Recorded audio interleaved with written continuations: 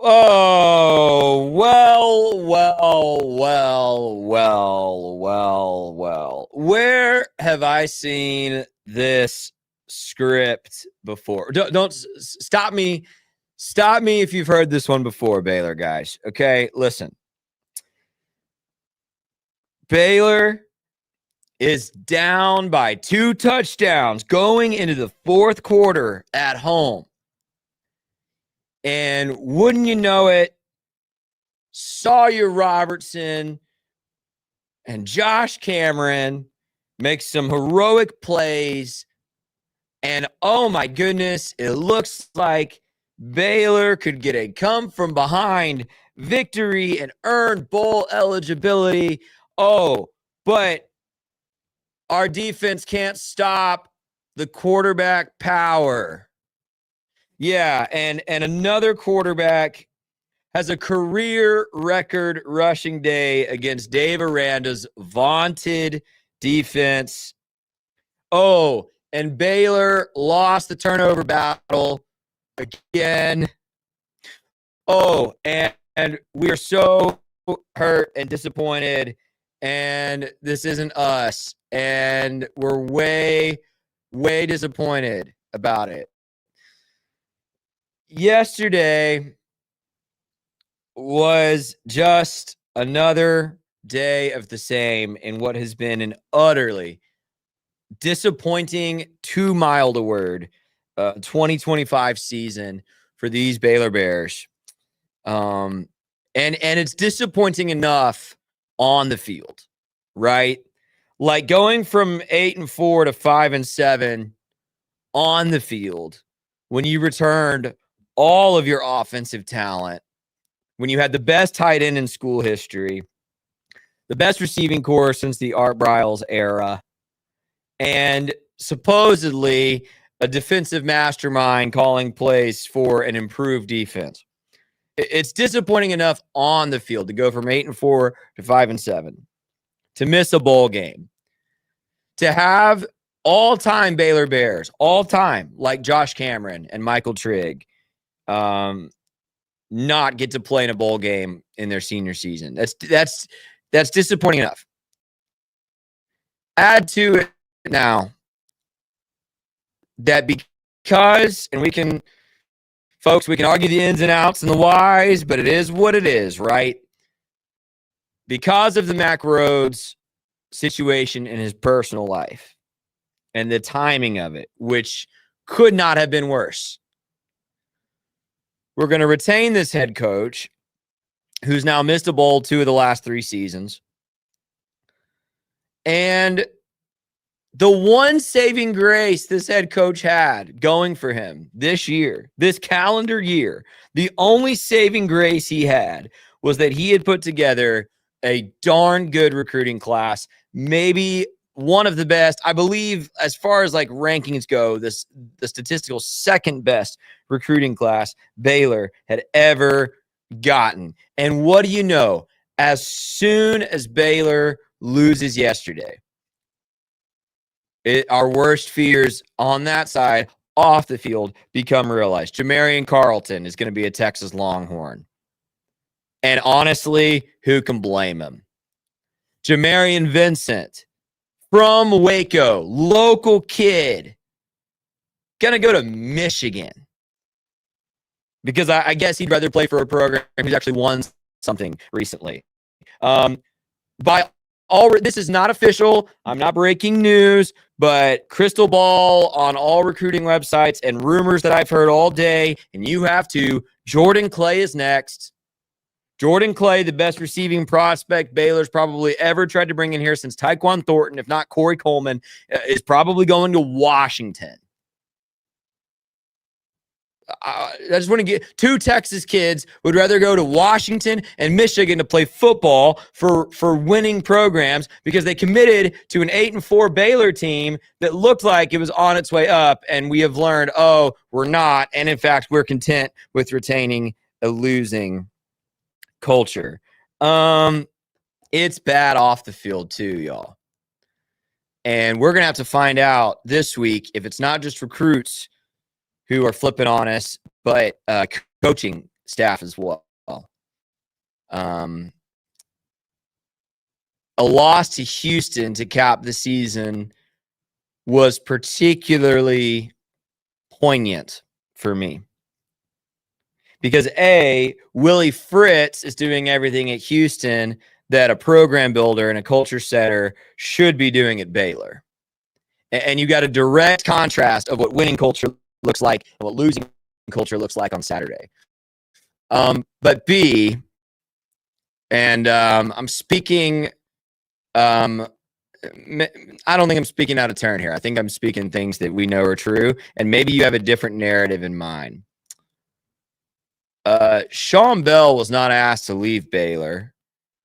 He was asked to change positions because Jake Spavital wanted to coach quarterbacks. That's reasonable for an OC, right? But Sean Bell left Baylor because the ship was sinking.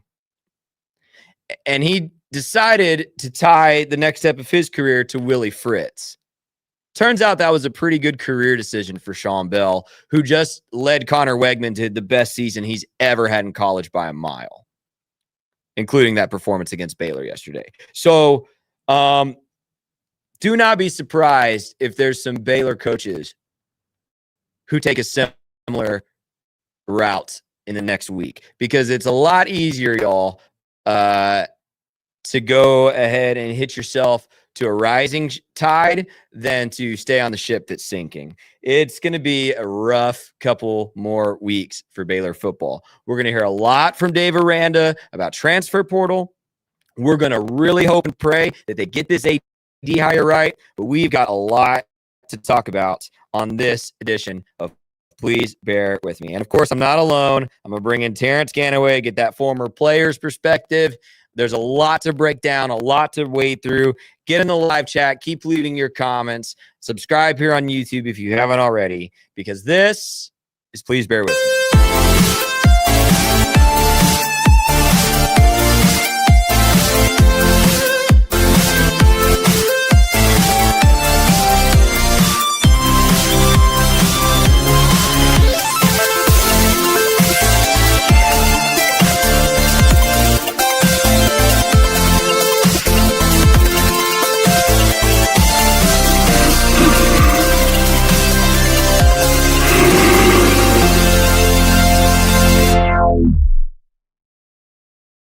Oh, yes. It is Scotty Swingler. It is the inimitable Terrence Ganaway. My favorite voice, by the way, breaking down Baylor football every week is right here. TG, what's going on, bro? It's a bad day yesterday, man, but I can't act like anything was shocking to me. Man, I thought we had a chance. Me and my family went down and we made the game, and it was a fun experience for me. Man, we just sat there. I went to University of Houston. It was, I always say, my first love. There's not a lot of things that I didn't like about it. I enjoyed my time there. I enjoyed the locker room. I enjoyed the players. And so I always give my kids an out. If they don't choose to go to Baylor, they definitely can go to the University of Houston. And before leaving home yesterday, we had a fight with a couple of them. I said, but we're going to Baylor's side today, and we got to wear green. A few of them wanted to wear red, not because of Houston, but because it's Christmas time, and I have a couple of daughters that are very ready for it to get here and it to happen. But you can admit that your kids have jumped ship and they're rooting for the Cougars now. That's understandable. That's understandable. Yeah, and it would be. I got a good friend that said it was the Terrence Ganaway Bowl, and so I think I'm gonna name it that, and we're gonna try to watch that every year, where me and my kids can just sit down and have a good time as a family. But my son is 11, and he does not like losing, and I'm sitting behind him, me and my wife, and I keep nudging her. And I'm talking to her about, like, look how he's behaving. I mean, his elbows are on his knees. He's fully engaged in the game. It's second down. The helmet comes off. Don't get a defensive pass interference call. It's third down. The ball's a little behind him. defenders draped all over him. I mean, you just see his emotions just rising. And then obviously, fourth down happened, turnover on downs. And then we have to go out there and stop them. And it was a third and short. All we have to do is stop the quarterback. He's going to run the ball 3 times. No one else does Willie Fritz trust and keep the ball in Wegman's hand.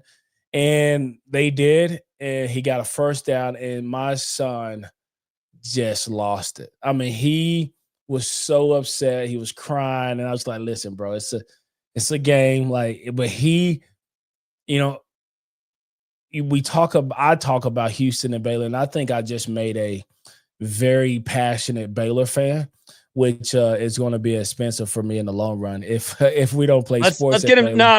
Let's get him a scholarship. Let's get him signed up to go play linebacker. He knew where that ball was going on that play. He was like, I could have filled that gap, Dad. I could have stopped Wegman there. Well, I mean, Wegman. Thanks for Wegman. I mean, if he wanted to, it could have been an 80-yard touchdown run. Right.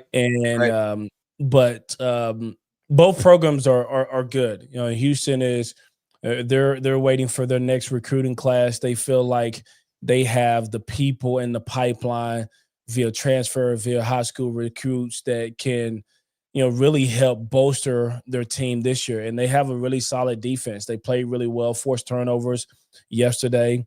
And then when you think about what they can do on offense, Connor Wegman's mobile, but being able to pass the ball and get some really talented receivers on roster would be really cool for them, really huge for them. I think with where we are today, we seem like we're identical programs, but we couldn't be further apart. I think that we have the players that Houston is waiting for, but we don't have the consistency, discipline, and fundamental execution. Culture, bro. Or culture. Yeah. To deliver what we just saw Houston do in year 2 of Willie Fritz. And in the NIL era, the transfer portal is more prominent. So this is Willie Fritz's second-year team. It's not like Dave Aranda's second-year team, which was juniors and seniors from a Matt Rule's class. This is a lot of the players that Willie Fritz went out and got. And so when you think about decisions that our president, Baylor University, is making as a whole, of we have to double down because we don't want to be in this perpetual cycle. But this newsflash, we're already in it. We're not playing good ball. We're not executing. And week in and week out, we hear that I wish we would have won. I wanted to win. Yes. I tell my boss every single time she does a ride along with me, I wanted to sell into this account. And then she talks about tactical ways to doing that. I just can't say I wanted to get out of bed and go to work. I have to go to work. And I get it. Winning is hard. I ran into a former coach yesterday leaving the stadium. Winning is very, very hard. But whether you're losing or winning, there's one thing that has to be true. Consistently moving in the right direction. Everyone knows how I feel about Matt Rule. I think he's a snake salesman, oil salesman. I think he'll use car salesman, whatever you want to call it. He's a city slicker. And there's one thing you can say about Matt Rule's team, even in a 1-11 year. They were very consistent at everything they did.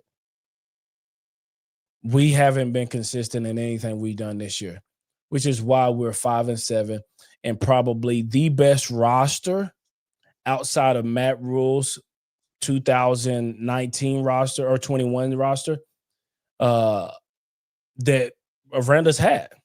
And it was so promising. Second-year coordinators, both back. Like, there was so much consistency amongst the roster and the personnel, the coaches. And then it all went by the wayside because what's not consistent is building the culture inside out. Now, I know Aranda said that he's got to start there now, building it inside out. But why wasn't we there before? And why do we have to wait through another year to figure that out?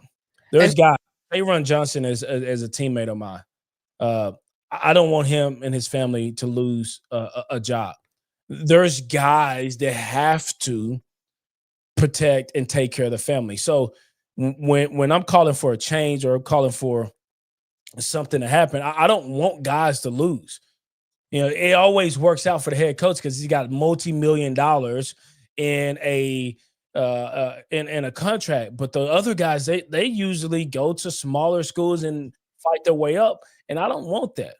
But Aranda, are you doing right by your staff? Are you doing right by the players? I could care less about winning for the city of Waco.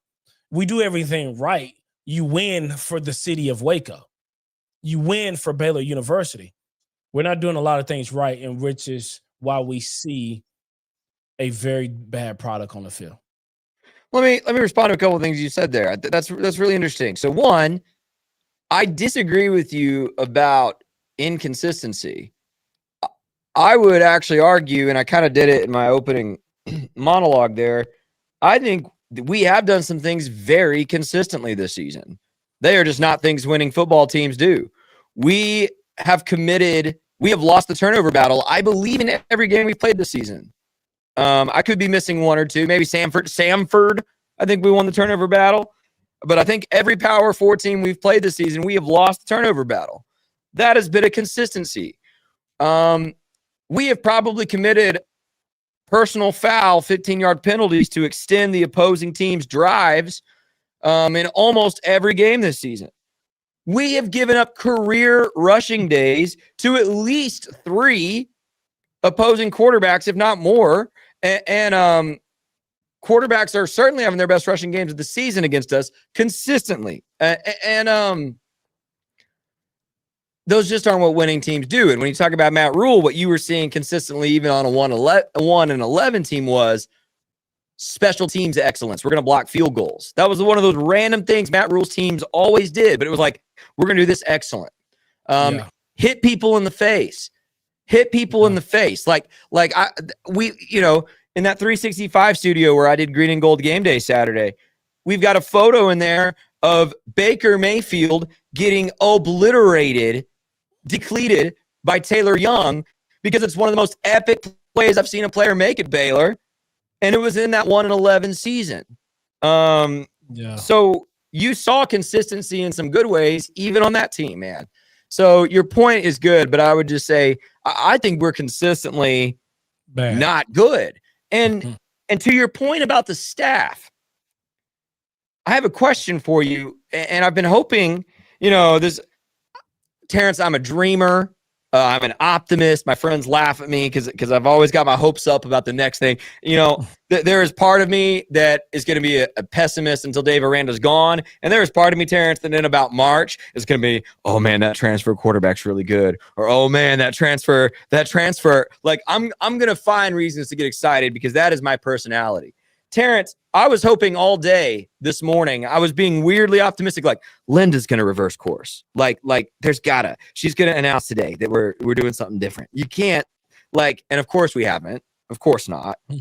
But my question to you is, I think there are some really good coaches on this staff. I don't think this is I know it's a culture issue. And when you have a culture issue, it is easiest just to clean out and start over. But K-Ron just started this year and he was building an excellent culture at University High School here in town. That's a culture builder I want. Aaron Hunt, Dallas Baker, Keenan Hall, Paul Gonzalez. There are proven winners on this staff.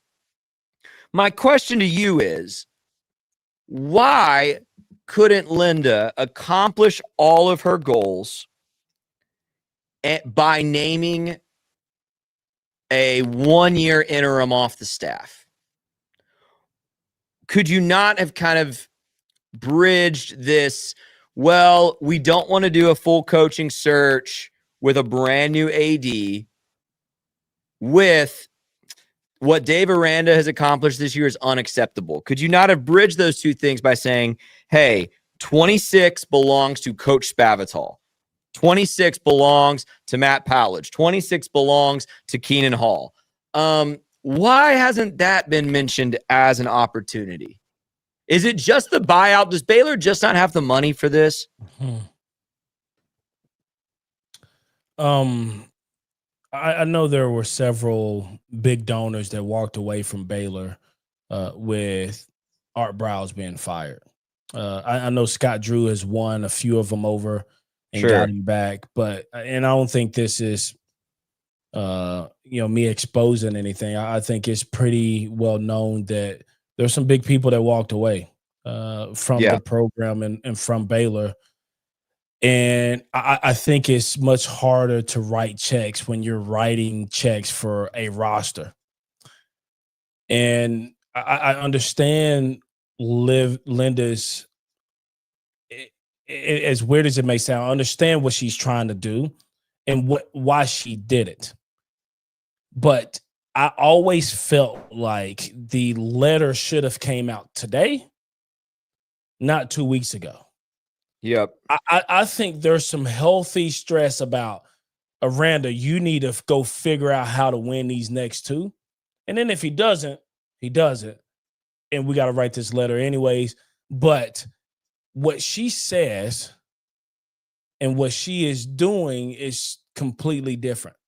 I listened to her interview this week with Waco's beat writer, and she talked about Aranda going around the community and building relationships.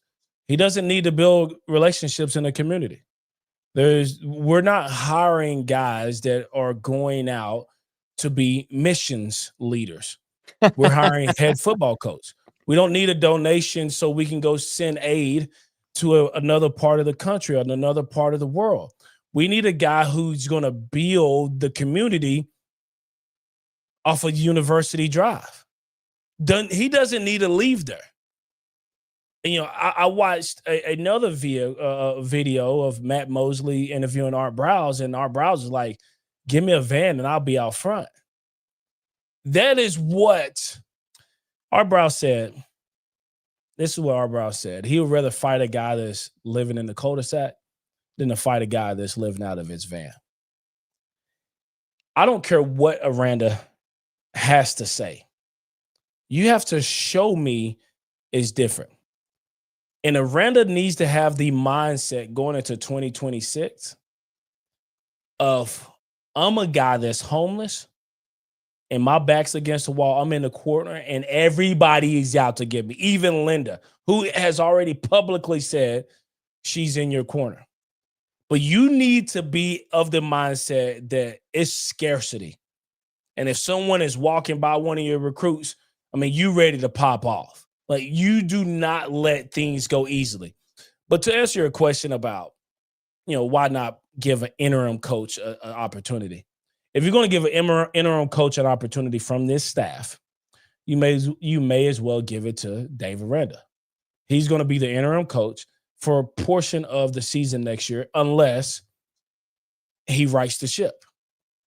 And as much as I would like to think that we are doing a good job of developing coordinators, developing positional coaches to be the next level, there's not a head coach in Waco outside of Aranda. I hate to be the bearer of bad news. I don't think that's the case. And I'm sure even with all the movement that's going on right now, college football would think that's the case as well. Pat Fitzgerald was the Northwestern's head coach a few years ago. He just got another gig. Like, they're not hiring expiring OCs and DCs unless they are really, really good. They would rather go back to a Hughes Freeze or a Bobby Petrino and try to get something of the old versus starting new. Stanford is one of the schools that went and got a decent OC from his time when he was at Stanford. He's been on the Washington staff, former quarterback at Stanford. We'll see how that works. He's 39. If I could, I would go throw every bit of money at, our guy Ben Johnson in Chicago, make him a Baylor Bear, because culture seems pretty right after Chicago's won, I think, 9 out of the last 10. And when you think about what you should be doing as a head coach, One, Dave Aranda needs to live. He needs to have the mindset of I'm living out of not even a van. That's too much room. You're living out of a Volkswagen Beetle. The next thing he needs to do, he needs to go convince every coach on his staff that this next year is the year. I don't know what you sell him. From my perspective, it's going to be a very hard sell, but he has to have those conversations. And then once he convinced his staff, like, hey, we got to stick this through, you got to go out there and you got to use the transfer portal. You got to go get big-time high school recruits. Your average player, Terrence Ganaway coming out of high school, wasn't a day one starter. I needed time to develop. I needed time to grow. I needed time to mature. And when you need players like that, which is very different than the type of players that Aranda got at LSU, which is very different than the type of players that Vic got at LSU. If you're going to get some Terrence Ganaways of the world, Shaka Linwoods of the world, who become pretty good players, Elliot Coffees of the world, 2-3-star players, you have to do a much better job of developing them than anyone else. We're not going to have the budget. We're not going to have the budget. If we're not paying coaches to leave, we're not paying athletes to come here.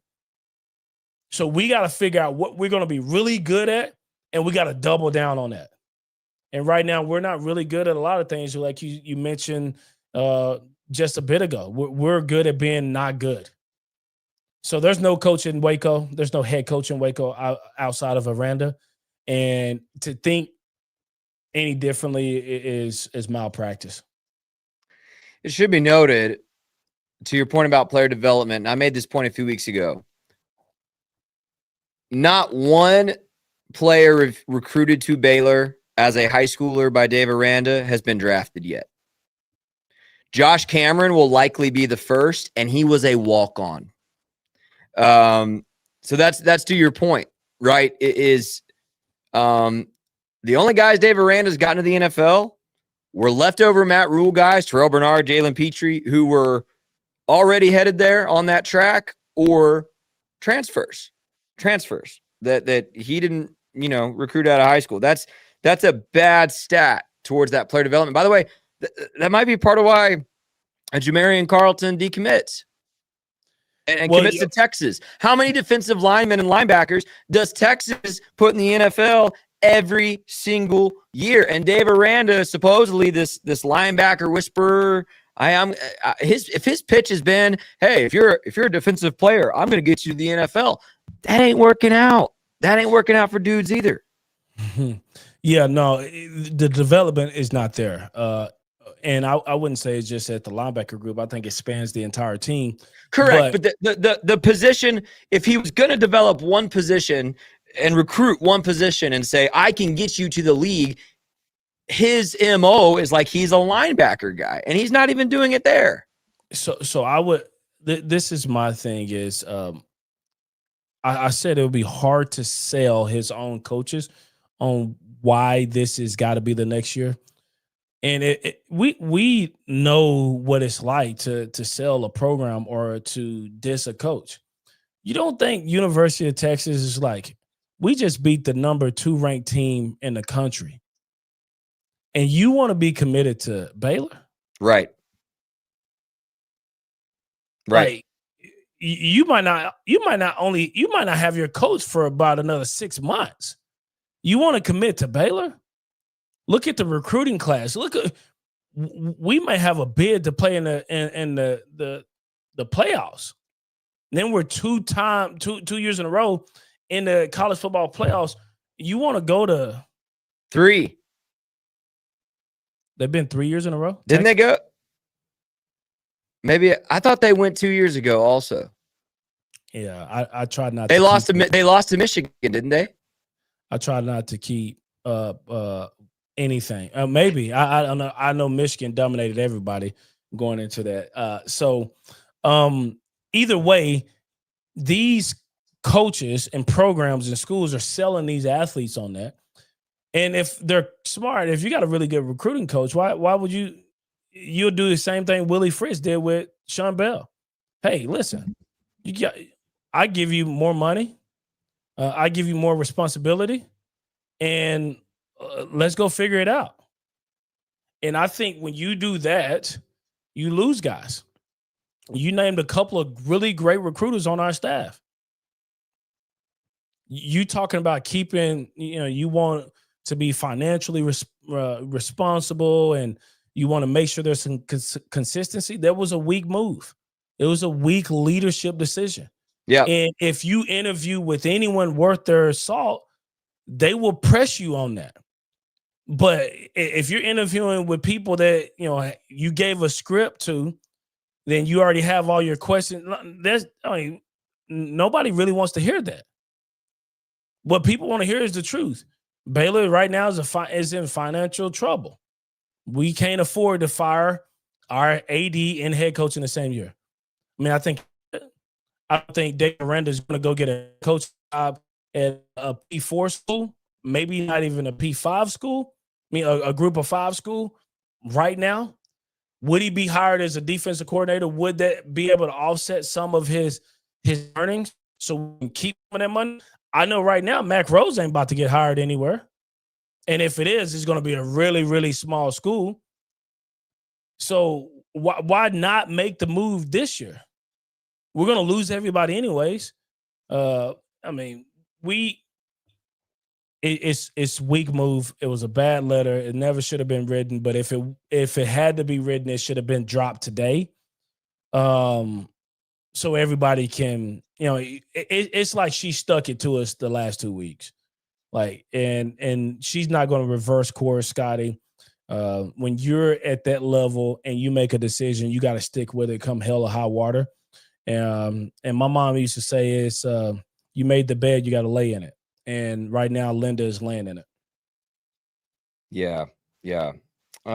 Really frustrating, bro. And, I'm seeing some questions about other coaches. I think I'm going to do this. This might be our last live episode for a little bit. I need to work some things out with Rogue about this show and what we're doing moving forward now that football season's over. But I think I'm going to make a video at some point next week or two about all the things I heard about coaches and ADs. We'll see who Baylor hires at AD. So if you're asking those kind of questions, I will address that on this Linda channel. did say that there was no internal candidate.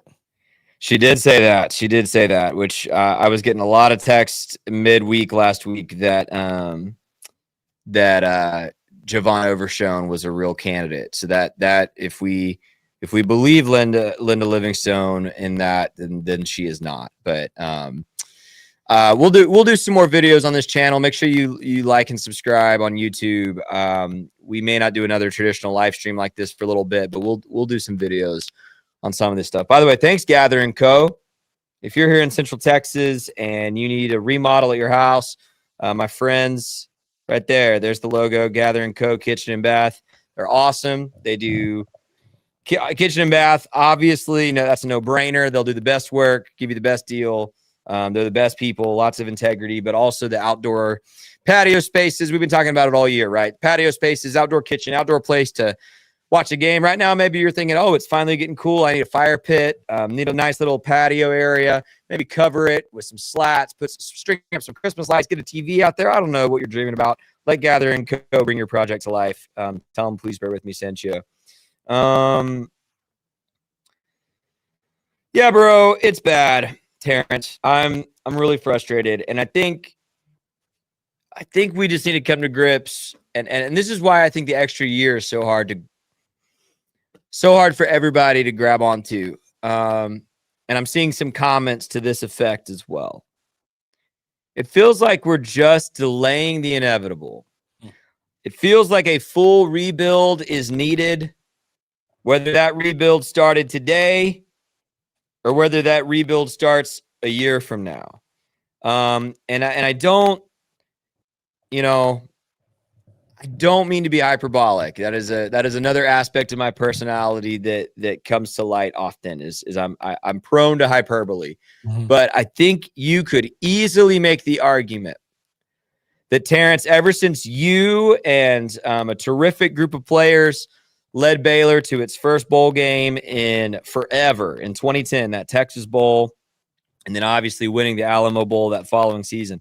Ever since that turn in the program, I think the program is in the worst shape it's been right now. And we are saying that in hindsight, right? If you had asked me in 2017, 2016, 2017, I would have said, "Oh, this is the worst shape we've been in." And at that time it was. But I because of what Matt Rule was able to do quickly and the success that carried over early in Dave Aranda's tenure, I would say right now is the worst place this program has been since 2010. Missing bowl games 2 out of 3 seasons. That has not happened since 2010 until now. I said this stat, it's been floating around. Other people have said it on X. This is the first graduating class at Baylor, the first group of students who have not seen a 10-win season on campus since I arrived at Baylor in 2011. And yes, look, Kevin Steele was worse, bear the truth. You didn't hear me. I said the worst since 2010. The worst this program has been since 2010. And really, even in 2008 and 2009, the building blocks to 2010 were falling into place. So I think I'm not saying we're at Kevin Steele level yet, sir. I think if we miss a bowl game next year, I might be tempted to. I'll just be honest with you. I might be tempted to. But I would say since about 2008, this is probably the worst I felt about this Baylor program. And, it feels like, Terrence, we're just punting a full rebuild another calendar year down the road. And we're going to trudge through another season of being very disappointed and way surprised until we have to do this again next December.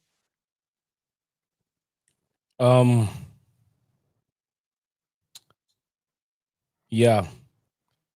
I don't think we're going to see anything in spring ball or in recruiting class that's going to change my mind. It shouldn't change anyone else's mind. I do think that what Aranda should be doing is winning his staff over.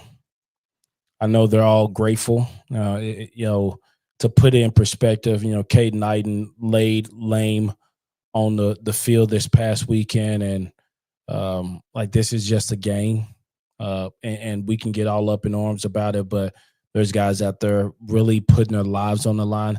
Now, does it always require that much? No. But is that a risk? Yes. And, praise God that he's feeling much better and has movement in all of his extremities. Yes. But, we just went through Thanksgiving, and the gratitude for this coaching staff is like, hey, we get another chance at this. But let's not let that gratitude be misplaced. The coaching staff must go to work, and they must work harder than they ever have. There is no moral victories. I don't think I heard that until I got to Baylor, and you get on a couple message boards and everyone is saying moral victories, and I could care less about a moral victory. I care about winning and losing and doing the things right. Even if we lose, if we did the things right, we just got beat, it happens. It's a part of the game. We're building something over and over and over again, and they have to change what they're doing. Yesterday when we had a chance to win and we didn't win, we lost the same way we lost other games. Yep. I always tell my son this quote when we're practicing. And like, you never rise to the occasion. You always revert back to your training. And what Baylor did, they didn't rise to the occasion. I mean, it was 4th and short, and Cameron hit his guy with a move, and it was a touchdown. Ball was on time, touchdown. Dallas Baker ran 120 yards up and down the field, jumping and screaming. And you just would hope that, man, that would ignite the team to go down there and let's win this. Right. Let's win this. Like, these guys are fighting, and with just poor execution. And so, moving forward, these guys got to be grateful. They are grateful. Forget about it. You got to move on. That happened that happened yesterday. You got your jobs. Now you have to go to work. You have to get the right guys on the bus, get the wrong guys off the bus, and make sure there is extreme accountability at every level of the organization. If the janitor is not picking up trash, get rid of them. If the parking valet is parking on the lines, get rid of them. There needs to be a cultural shock off of University Drive in Waco, Texas, or this is not going to work. It is not. It is delaying the inevitable. You're going to get rid of a coach, and he's going to have the same buyout, I would assume, unless they restructure his contract, which is what I will be doing if I'm a new AD and I come in. Aranda, great. There's some missed marks. Here's what we got to do. I'm not emotionally tied to it, so you can do it, or we cannot do this, and it's just going to get ugly in the back end. So restructure his contract, free up some money, maybe give it to staff members, make them more accountable. However Baylor wants to work that, maybe get that and shoot it over to other programs that are doing well. But we have to do something much different than what we're doing, or this is just insanity. We're chasing our tails. And when I look at a team like we played yesterday, Houston's a decent team. They got a good football team. There's no one on that side of the ball that was better than any position on offense than our guys. Not one. The running back's not better.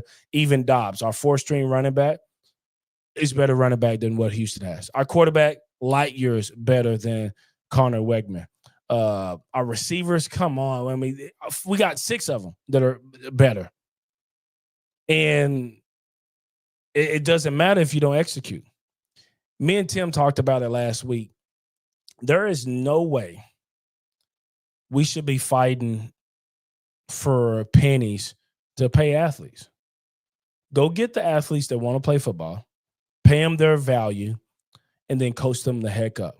I think a lot of coaches, and I hope Baylor is not guilty of this. I know we play players is a T-shirt that I'm sure some of them still wear, but I hope they're not guilty of this, of literally just playing players and hoping that they work out.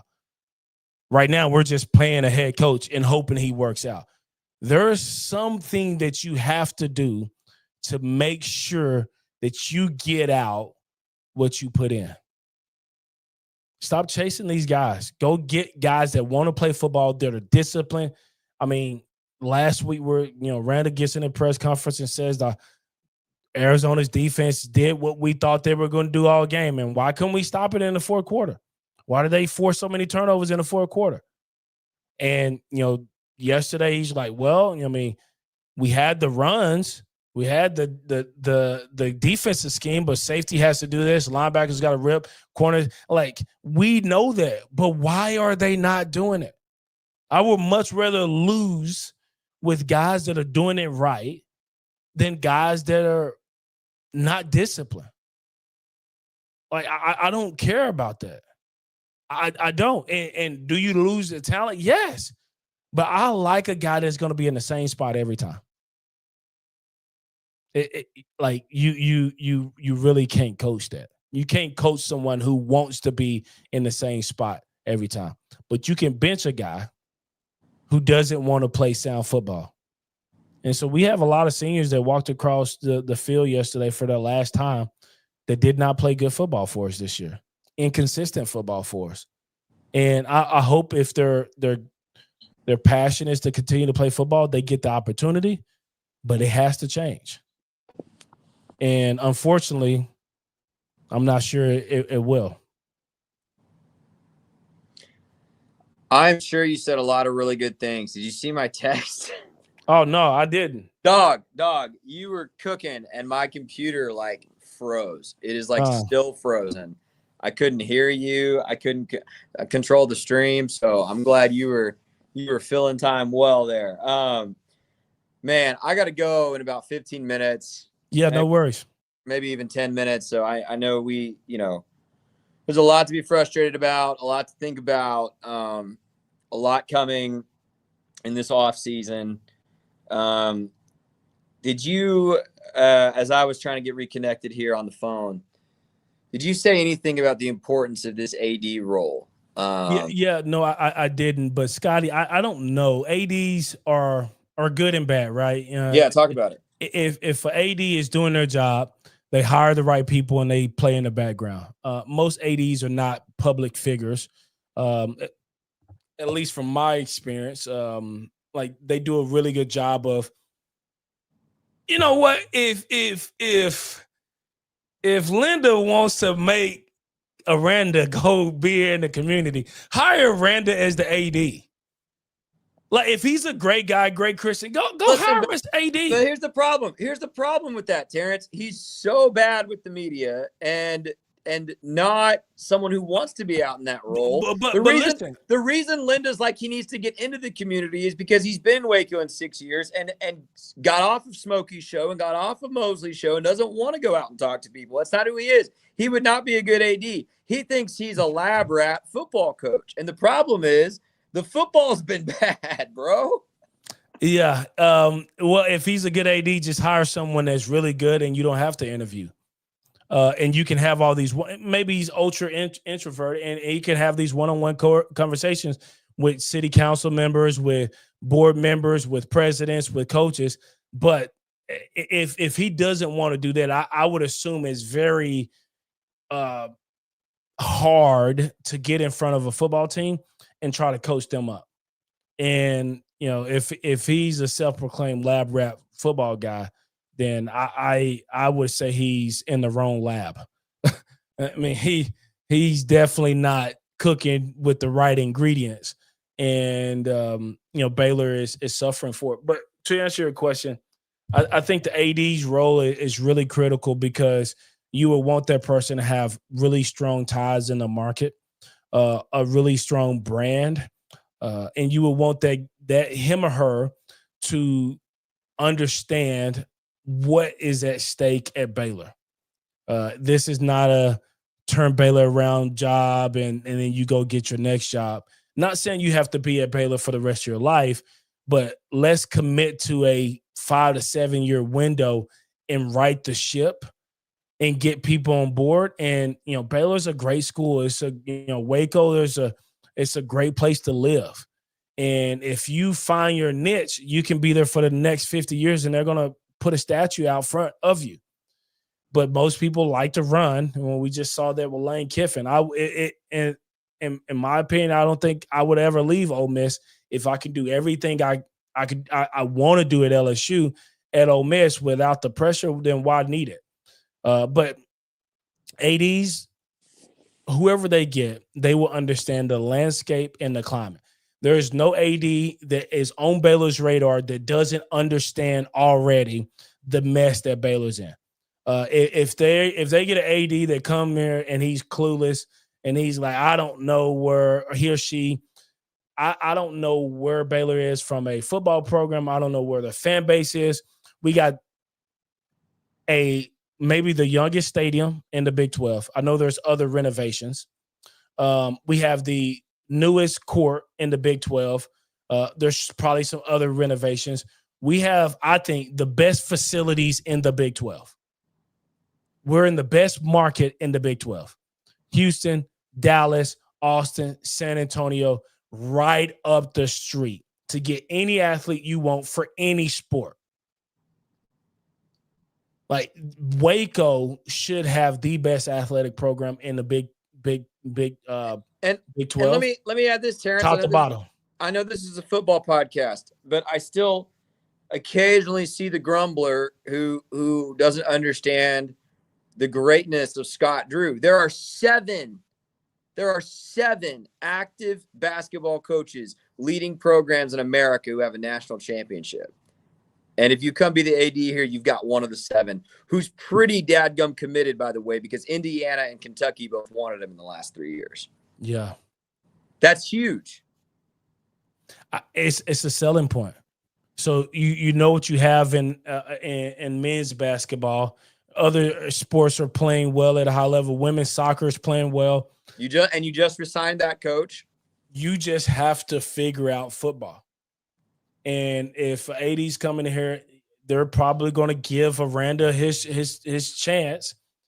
But if they're going to look at the body of work, like Linda said in her letter, like evaluating where the trend line is not very good. Right. And you don't have to be an insider to understand that it needs to change. Correct. So whoever comes in, I would assume that he or she and Aranda would have a very direct conversation, because at that point, you're not my guy. I don't have to stick with you. Like, my job is to elevate the program. You're not my guy. So I can be very direct with you. Hey, what do you think we need? We need NIL. We need this. We need that. Okay, let's funnel the resources. Let me get out there and let me network and let me do what I need to do to build the program from the outside. All right, what are the expectations if we deliver on this? Well, the expectation, we go win a Big 12 championship. Done. Sign this line, and we'll see you in December. And I think it's that clear and that easy and that straightforward. The new AD needs to go into Aranda's office, however they meet, shake hands in the hallway. It's right up to I know the athletic building is a little bit different than when I played, but you should have very clear expectations, or you will not have a job here at Baylor University. That's why he needs to have the scarcity. Aranda needs to have a scarcity mindset, and he needs to live out of a Volkswagen Beetle and say, man. I love it. It's time to go to work. And if that's, we cannot go into another season where we have a head coach after a game say, I wanted to win, and we just didn't. Man, this sounds like me coaching my first grade basketball kid. Like, I wanted to win, and they were out there having fun. No. This is not that. If I got paid, $250 a week to coach my first grade kid, I bet you will have plays. I bet you will be executed, because now I know it's worth something. Right now, it's just my son out there trying to stay inside the lines. And right now, Baylor's not doing a really good job of doing that either. Terrence, it's been a good year, man. Not for Baylor football, but for me and you. I've really enjoyed this every Sunday night. As crazy as I have gone on this show, I think I would be going more crazy if I had to get some of these frustrations out without you. So thank you for being with me this year. Here's let me give everybody watching. We got a big group watching live right now, probably more than we've had all season. So let me just say, one, thank you for joining us every Sunday night this fall. It's been great. For those who are new to the family, this was a podcast I started in 2017. I did it for 4 years. Somebody else did it for 2. We brought it back this year as a YouTube show. We had some trial and error early, some hits and misses, and I think we found a really cool thing and a good community. So thank you. And Terrence, sorry, I don't know how to toggle where you're on or off the screen from my phone. So you're just gonna no, you're good. Be a model while I finish updating everybody on the show. Here's let me give everyone watching my commitment about what we're doing and some prospects for what we could do moving forward. My commitment is, when Baylor hires an AD, I will go live and we'll hash it out. If Terrence is free, he can jump in. If Terrence is not free, maybe we'll find someone else to jump in, but we will react to the AD hire. I think the direction Baylor chooses to go with that AD may say a lot. It may not. It may be that we don't know a lot based on that, but I think there will be something to talk about. I will put out a video in the next couple weeks, kind of recapping what we've been through in the last few weeks with coaches here, coaches there, this and that. I think there's a lot of questions and frustration there, and I feel like I've been given a good deal of insight into what's going on behind the scenes. I think a lot of us have some thoughts, so we will do a little coaching recap. You need to know, if you're watching this show, that there are a lot of changes happening at Rogue Media. Rogue Media is radically different today than it even was 6 months ago. And just to be frank, I do not know the status of this podcast beyond this fall.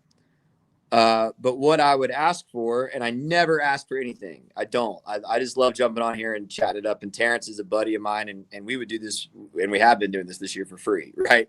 But here's what I would say. If you've enjoyed this place and this podcast, and some of you have reached out privately to tell me it's been really good. Let Rogue know that you want them to keep the show and support the show. That's easy. That's an email or a phone call. You can do that. If you run a small business or you are in a marketing department for a big business, let me know if there's a way we can work together. And if you want to sponsor this show and keep it up, that helps. But I will tell you, Terrence and I have not discussed this in private, so we're just chilling. He's hearing some of this for the first time too. I'm figuring it out as we go. I would love to do it again. I would love to do it next fall. I would love to do it with a new Baylor coaching staff one day. I really, really enjoy the opportunity to talk Baylor football with all of you. So thanks for letting me do it this year. Again, we'll have at least 2 more episodes this kind of December before we officially say goodbye to the 25 season, because I want to react to the AD hire and some of the coaching searches as they land. But yeah, man, I love it. I love doing Please Bear With Me. It's been a delight. Terrence, you are, I said it up top, dude. I think the best guy doing it, bro, as far as the way you explain things, your expertise as a former player, your honesty. You're always very honest, but very respectful. And, you know, all these other Baylor podcasts, they are my friends. Like, I am good friends with Cam Stewart, and I watch his show. I'm friends with Smokey. I'm friends with Matt. I work on Matt Mosley's show right now, right? These are all my friends. But in my opinion, if you were only going to listen to one show about Baylor football every week, I would be listening to this one. And Terrence, it's not because I think I'm a genius. It's because you've been awesome, dude. And you're great. So thank you for being who you are, bro. Well, let's enhance it. Let's double down. Let's make sure it's a better podcast next year. Let's add in elements of a football breakdown schematically, and let's just talk shop, man. Let's be a coach and a player in the room, and let's cheer on a better football team next year. But Scotty, thank you for the opportunity. Thank you for allowing me to just jump on, break bread with you each and every week. I really appreciate it. I appreciate all you do, man. And so let's keep fighting together. And if I need to come down there and knock on some doors in Waco to get a couple of $100 to keep this thing going, let's make it happen. Yeah, we'll figure it out, man. We'll figure it out. All right. I'm going to go ahead and, again, I had to switch to my phone. My computer is still frozen. It's been frozen for about 20 minutes. So thanks for bearing with me, everybody, on the little pivot over to the iPhone. For Terrence Ganaway, my name is Scotty Swingler. This is our last regular episode of Please Bear With Me for the 2025 season. We will have a couple more opportunities to talk to you. But until then, good night. Sick 'em Bears. Sick 'em.